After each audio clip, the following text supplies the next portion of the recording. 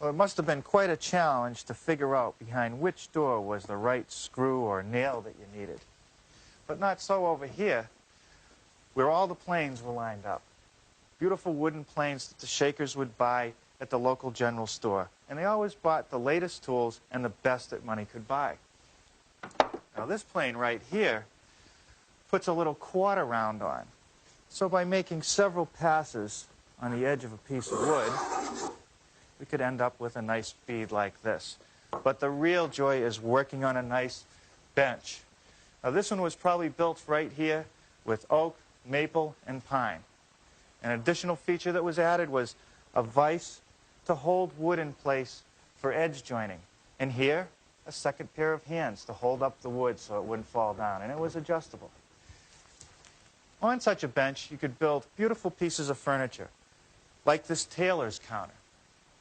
But let's face it, not everybody has room in their workshop, their home workshop, for a 3-foot by 12-foot workbench. But maybe I can incorporate some of the ideas I've seen here today into a bench that's affordable and will fit in your shop.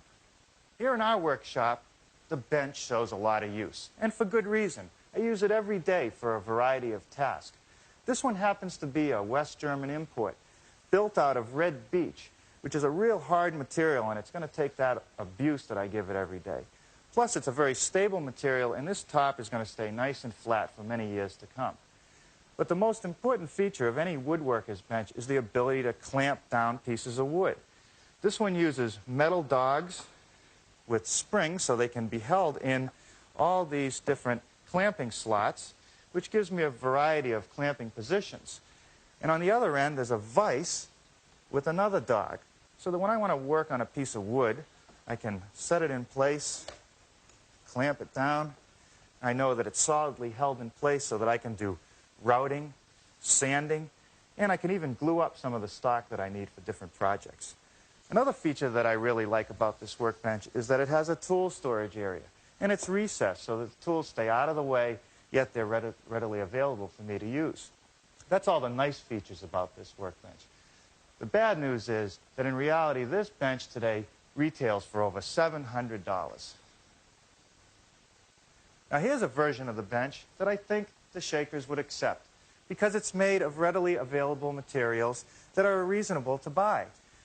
2x4s, some plywood, oak along the edges, with hardwood on the top to take all the abuse the bench is going to get, and it incorporates the same features.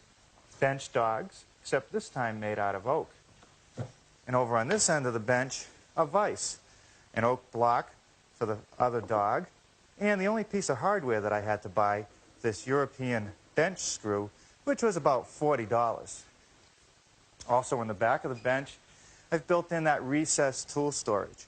So for about $120, we've got a bench that's going to last for generations. Now to get started on this, the first thing I want to do is make the legs. And I've dadoed out the material here, which will hold the bench frame. And then down at the bottom, there's another dado for this tool storage shelf. And I do those over here on my radial arm. I've set the radial arm up with a dado cutting blade. And this is 2 blades set at an angle, so you can see as it turns, they're close together and then they're spread apart. And that'll allow me to plow out about 3/4 of an inch of material at a time.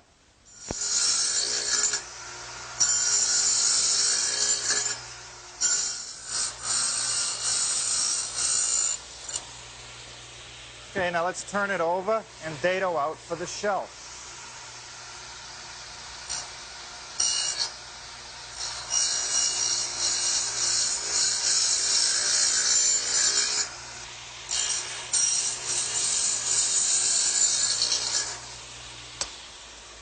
Okay, that's our 4 legs. And the next thing I want to do is make a couple of feet. This piece right here. That helps stabilize the bench. And I need to make a 1/2 inch deep dado so that my leg can fit into that like that. So back to the radial arm.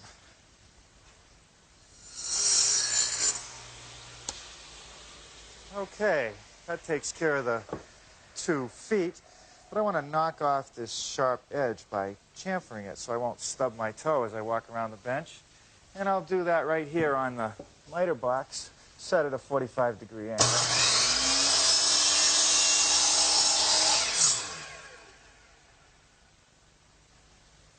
Well, while I have the dado head set up in the radial arm, I want to make this end piece for my tool storage area. And I want to make a rabbet joint in that, which is like this. And that just gives me a real strong connection.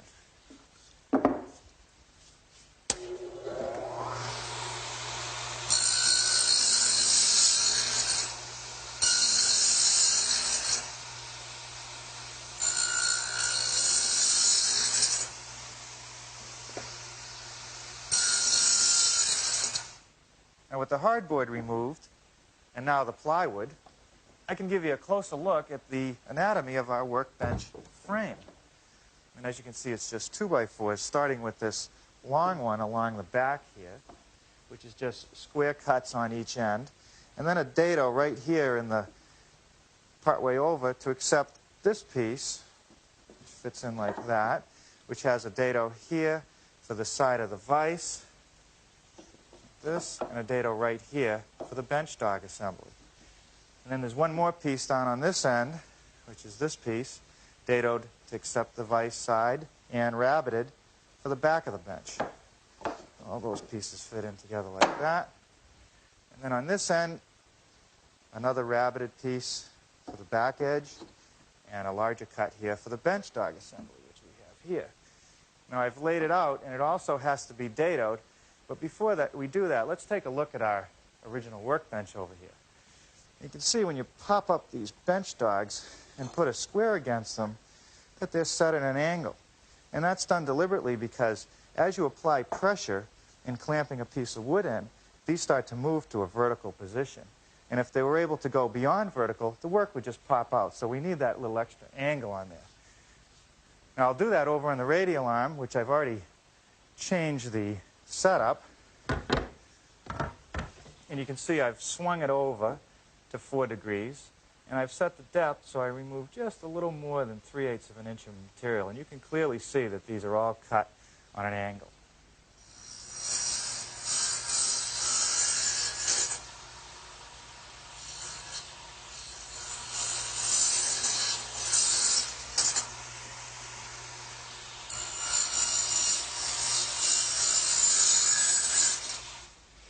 Okay, that's one side of my bench assembly. Now to do the other side, I'm going to have to swing my radial arm 4 degrees on the other side of 0 to make these cuts.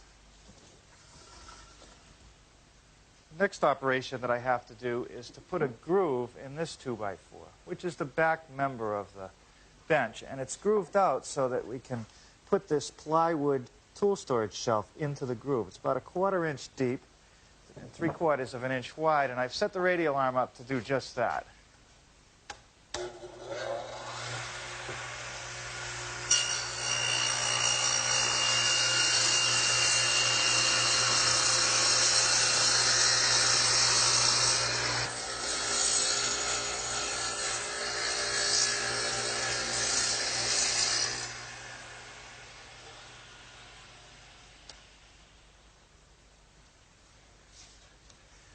Now notice down here, underneath where the shelf is, it's been recessed into the 2x4s. So I need to cut a rabbet, and that is done so I don't see the edge grain of the plywood, and it also makes a much stronger shelf. I've set up the radial arm to do that operation, and that's next.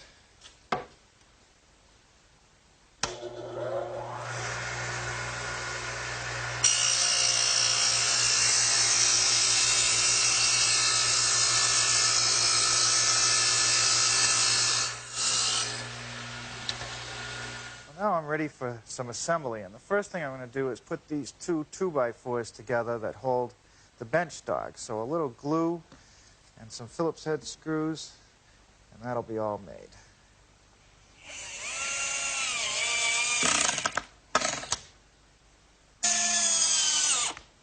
Now with a little glue and some screws, for which I've already pre-drilled and countersunk so that I won't split my pieces, I'm ready to continue assembling the top.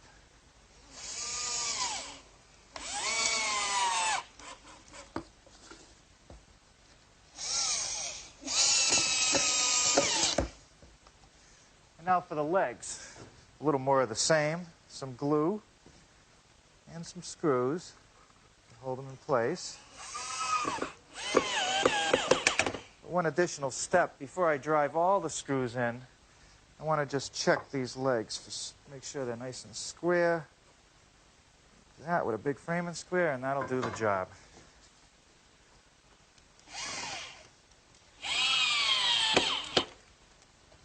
Now I'm ready to put in the side supports for the tool shelf.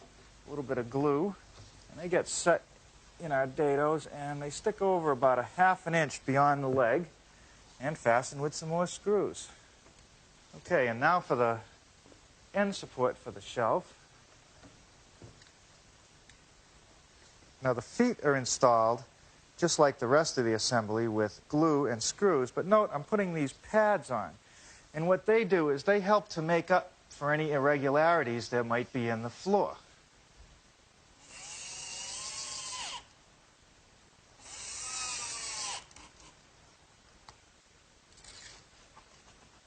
Okay, now here I have a piece of 3/4 inch plywood and a piece of 1/4 inch hardboard, which are for the top of the bench. And I need to cut a slot in both of those pieces for this bench dog assembly here.